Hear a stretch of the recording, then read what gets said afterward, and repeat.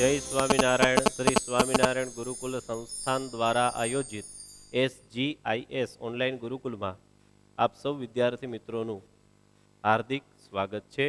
મારું નામ છે પંડ્યા નિખિલ અને વિષય સંસ્કૃત અને ધોરણ 9ની અંદર ગદ્ય 2 કુલસ્ય આચારઃ આ નામનું આપણે આજે ગદ્ય ભણવાનું છે.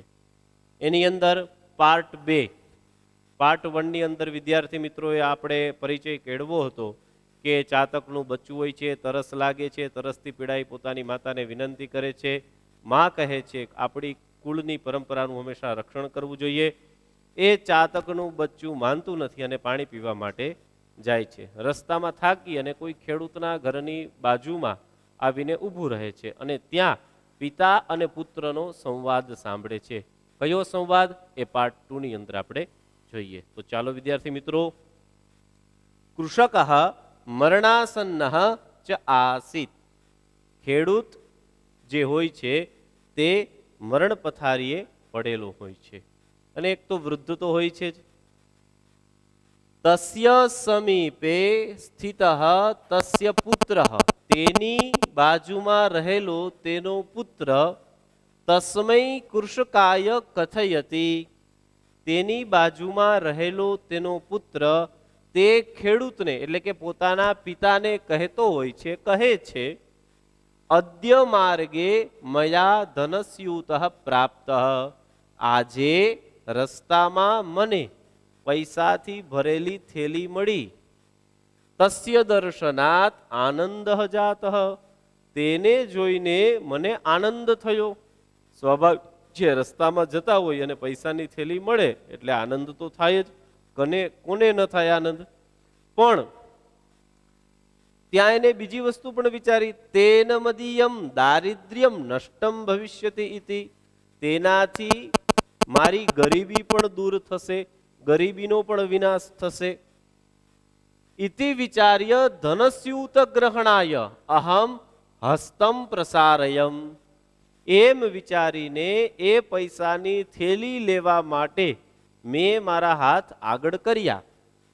કિંતુ તદૈવ મયા ભવદીય ઉપદેશઃ, તદૈવ મયા ભવદીય ઉપદેશઃ સ્મૃતઃ, પરંતુ તે જ સમયે મને આપનો ઉપદેશ યાદ આવ્યો. કયો ઉપદેશ? અન્યસ્ય ધનસ્ય ગ્રહણમ, બીજાના ધનને ગ્રહણ કરવું, અસ્માકમ કુલાચારઃ ન, બીજાના ધનને લેવું, બીજાના ધનને ગ્રહણ કરવું એ આપણા કુળની પરંપરા નથી. અતઃ અહમ તમ ધનસ્યુતમ તત્રૈવ અત્યજમ, એટલા માટે અથવા તો એટલે મેં તે પૈસાની થેલીને ત્યાં જ અત્યજમ છોડી દીધી. તો હવે બાપ અને દીકરો એ શું ચર્ચા કરતા હતા? ઓલા ચાતકનું બચ્ચું જે હતું એ સાંભળતું હતું. કઈ ચર્ચા હતી? કે કૃષક એટલે કે ખેડૂત જે છે મરણ પથારીએ હતો, તેની બાજુમાં રહેલો તેનો પુત્ર તે ખેડૂતને કહેતો હતો કે આજે રસ્તામાં મને પૈસાથી ભરેલી થેલી મળી, તેને જોઈને આનંદ થયો, તેનાથી મારી દરિદ્રતા એટલે કે ગરીબાઈ પણ નષ્ટ થશે. એવું વિચારીને એ પૈસાની થેલી લેવા માટે મેં મારા હાથ આગળ કર્યા. ત્યાં જ તમારા ઉપદેશ મને જે હતો એ યાદ આવ્યો. કયો ઉપદેશ હતો? કે બીજાના ધનને ગ્રહણ કરવું એ આપણા કુળની પરંપરા નથી, એટલા માટે મેં એ પૈસાની થેલીને ત્યાં જ છોડી દીધી. તો આ છે કુળની પરંપરાની મહત્વતા, આ છે આપણા આચાર વિચાર.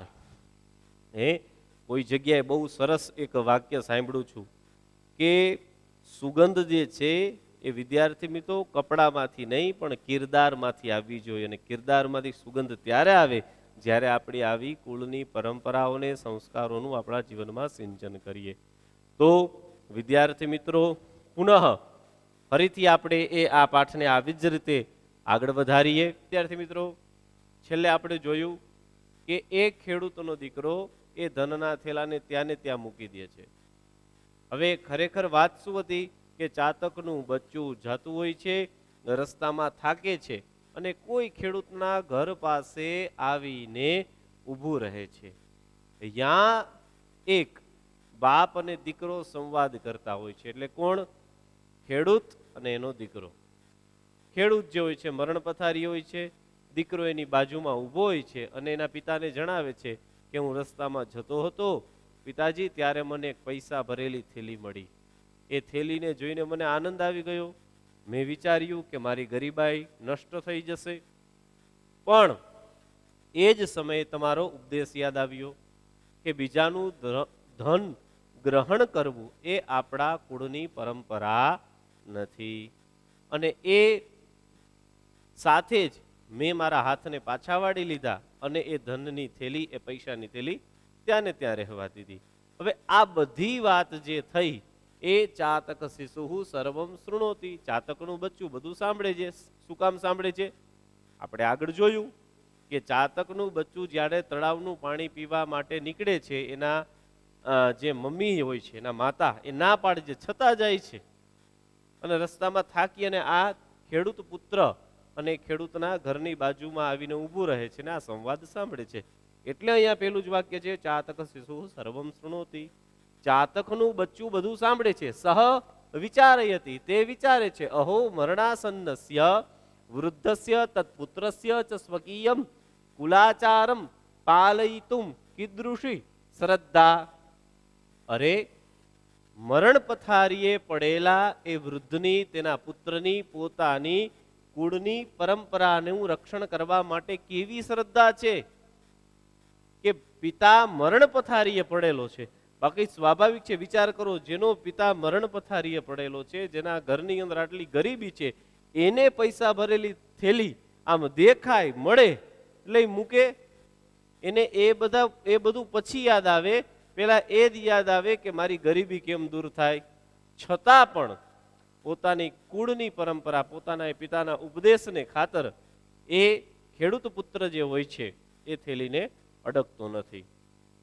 તો હવે એ ચાતકનું બચ્ચું વિચારે છે કે અરે રે, આ મરણ પથારીએ પડેલો ખેડૂત છે, એ ખેડૂતની, એના પુત્રની કેવી શ્રદ્ધા છે એના કુળની પરંપરાને રક્ષણ કાજે. અહમ તુ કુલાચારમ ન પાલયામી, હું તો મારા કુળની પરંપરાનું રક્ષણ નથી કરતો, હું મારા કુળને એ પરંપરા જે છે એને સાચવતો નથી.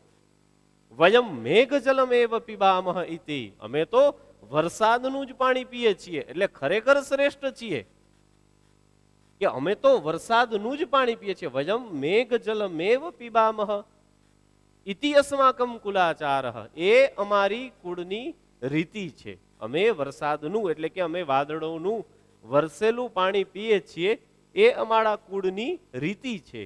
તમહમ ત્યક્તુમ પ્રવર્તે, તેને આજ છોડવા માટે હું તૈયાર થયો હતો. એતત અનુચિતમસ્તિ, આ અયોગ્ય છે. એવું એને પોતાને મનથી એવો વિચાર આવ્યો. આત્મબોધ જેને કહેવાય ને, કે આપણને બીજાની અંદરથી કંઈક શીખવા મળે અને અંદર ને અંદર આપણે પોતાના સ્વયં સાથે વાત કરતા કરતા આપણે આપણી જાતને શીખવીએ કે આ ખરેખર અયોગ્ય છે. તો સહચિંતયતિ, એ વિચાર કરે છે. એ વિચાર જે છે એક શ્લોકની અંદર અહીંયા આપણને આપેલો છે.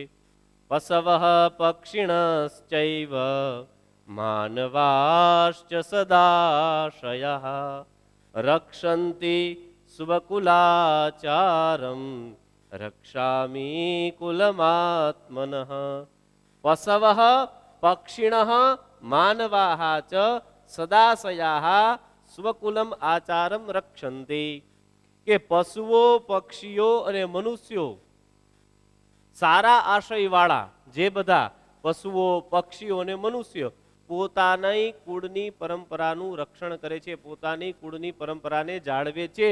તો કુલમ આત્મનઃ રક્ષામી, તેથી હું પણ મારી કુળની પરંપરાને જાળવીશ, હું એને સમજીશ. આ એક અર્થ થઈએ તો આનો અર્થ આમ શબ્દ સહજો તો તમને થોડો નવનીતમાં અલગ મળે, પણ મૂળ સમજવાનું છે. વિદ્યાર્થી જે છે એ વિદ્યાનો અર્થ ત્યારે બને એ ભણતો થાય કે આપણે પોતાની રીતે કંઈક કરતા થઈએ. શિક્ષક આપણને આપે અને આપણે કરી લઈએ એ તો ઠીક જ છે, પણ એનાથી કંઈક નવું. તો અહીંયા શું કહેવા માંગે છે કે સારા આશયવાળા મનુષ્યો, પશુઓ, પક્ષીઓ પણ પોતાના કુળની પરંપરાનું રક્ષણ કરે છે, તો હું પણ મારા કુળની પરંપરાનું રક્ષણ કરીશ. એવમ વિચિંત્ય સહ માતરમ પ્રત્યાગચ્છતિ. એવું વિચારીને તે પોતાની માતા પાસે પાછું જાય છે. જેમ નિર્ગચ્છતિ થયું તું, નીકળી ગયું તું, એમ પાછું આવ્યું, પ્રત્યાગચ્છતિ. સર્વમ વૃત્તાંતમ ચ કથયતિ. અને બધી જે કાંઈ હકીકત છે એ પોતાની માને કહે છે. જેને ઘટના બની ઓલા ખેડૂત વાળી તે. માતા સંતોષમ અનુભવતી. માતા જે છે એ સંતોષ અનુભવે છે. શિશવે ચ આશીર્વાદમ દદાતી. પોતાના એ બાળકને, એ ચાતકને, નાનકડા ચાતકને આશીર્વાદ આપે છે. અલ્પે એવ કાલે મેઘવૃષ્ટિ ભવતી. થોડા જ સમયમાં વરસાદ થાય છે. મેઘ જલમ પીતવા ચાતક શિશોહો તૃષા શામ્યતી. વરસાદનું પાણી પીને ચાતકનું બચ્ચું પોતાની તરસને શાંત કરે છે. તો અહીંયા આપણે આ પાઠ દ્વારા જીવનની અંદર એક ગુણ ઉતારવાનો છે વિદ્યાર્થી મિત્રો, કે પોતાના કુળની પરંપરાનું રક્ષણ, પોતાના કુળની પરંપરાની અંદર જે કાંઈ નીતિ નિયમો હોય, જે કાંઈ રહેવાની રીતિ હોય એ પ્રમાણે રહેવું. તો પુનઃ એક વખત માત્ર ગુજરાતી આપણે આ સંપૂર્ણ પેરેગ્રાફ અહીંયા જે લખેલ છે એનું જાણી લઈએ. ચાતકનું બચ્ચું બધું સાંભળે છે. તે વિચારે છે, અરે મરણ પથારીએ પડેલા વૃદ્ધની અને તેના પુત્રની પોતાના કુળને રક્ષણ કાજે કેવી શ્રદ્ધા છે. હું કુળની પરંપરાનું રક્ષણ કરતો નથી. અમે તો વરસાદનું જ પાણી પીએ છીએ. એ અમારા કુળની પરંપરા છે. તેને ત્યજવા માટે હું આજે પ્રવૃત્ત થયો હતો, તૈયાર થયો હતો. આ ખરેખર અયોગ્ય છે. સારા આશયવાળા મનુષ્યો, પશુઓ, પક્ષીઓ પોતાના કુળની રક્ષા કરે છે, એમ હું પણ મારા કુળની રક્ષા કરીશ. એવું વિચારીને પોતાની માતા પાસે પાછું જાય છે અને જે કાંઈ હકીકતે બને છે બધી એને જણાવે છે. મા એ પોતાના દીકરાને આશીર્વાદ આપે છે. થોડા સમયની અંદર વરસાદ થાય છે અને એ વરસાદનું પાણી પી અને ચાતકનું બચ્ચું પોતાની તરસને શાંત કરે છે. તો વિદ્યાર્થી મિત્રો, આજના આ પાઠની અંદર આપણે મૂળતઃ સમજૂતી મહત્વની છે એ સમજ્યા. એની સાથે સાથે જ્યારે આપણે આ વિડીયો જોઈએ ત્યારે આપણી સામે જો બની શકે તો પાઠ્યપુસ્તકને રાખી અને શબ્દસહ એનું અવલોકન કરીશું તો ચોક્કસપણે આ પાઠ આપણને સમજાઈ જશે. અસ્તુ. જય શ્રી સ્વામિનારાયણ.